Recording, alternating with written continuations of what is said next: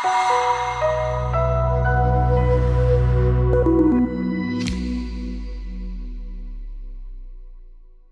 everyone, I'm Lorenzo di Mattia, manager of Hedge Invest Sibilla Macro Fund.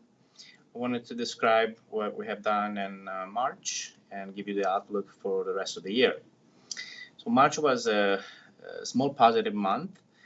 We had positions in silver. We had positions long US Treasuries, in particular the bond futures, the 20-year. And we have a basket of US stocks, including precious metal stocks. And we had a recent trade in short BTPs. Most trades worked except for the long in precious metals.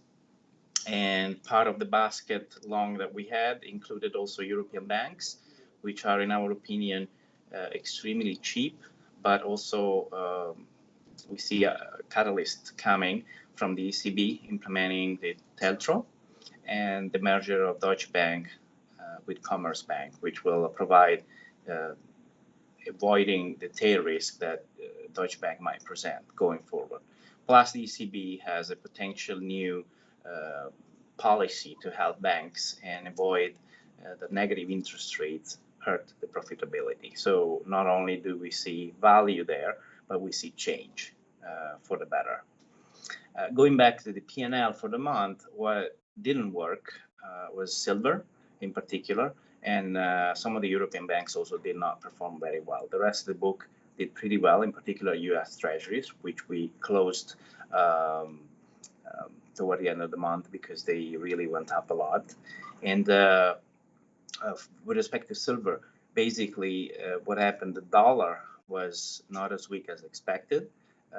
We actually did not expect a very weak dollar, but the precious metal bet is a strategic positioning that we're actually still about 25% of what we want to have. So we're still building the position. And obviously, risk-on conditions and positive on risk assets is not ideal for precious metals, especially if the dollar is not as weak. So what happened is they underperformed a bit. We held on the position. We plan to increase progressively as the rally in risk assets continue, because at some point we believe a new growth scare is going to arrive and really will help precious metals to rally significantly, also because of the policy change of the Fed, which I'm going to discuss in a minute. The outlook for the next few months is still okay for risk assets, although there are risks of 5-7% correction. And the main reason, obviously, is the U-turn by central banks. The latest news from the Fed is that they actually want to change the inflation target and introduce a new policy called price level targeting, which in short, we don't have much time to discuss it here. In short, will ensure that inflation is not only a 2% target, but it ensures that it's achieved each and every year.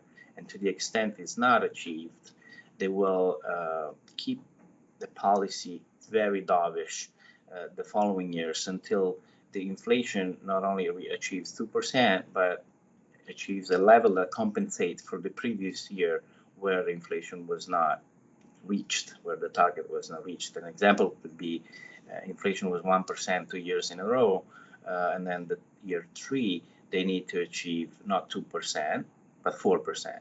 And that's a significant change. The bottom line of this is that it's an additional positive for risk assets and in particular precious metals. We will continue to hold a relatively small long position in risk assets. Our current hedges for that are short BTPs because we believe Italy will be penalized first if there's something wrong in risk assets. And